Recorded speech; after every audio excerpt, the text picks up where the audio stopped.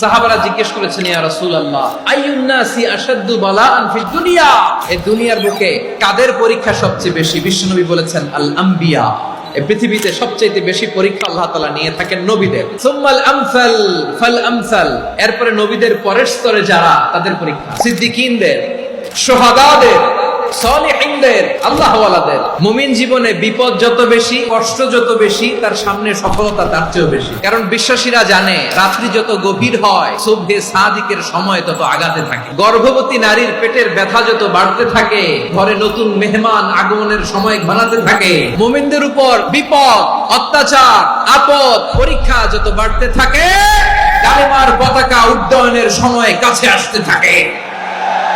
কারণ মুমিন জানে, the grief isn't permanent, the test isn't permanent, the struggle in our life isn't permanent. আমাদের জীবনের দুঃখ, কষ্ট, স্ট্রাগল এগুলো পার্মানেন্ট নয়।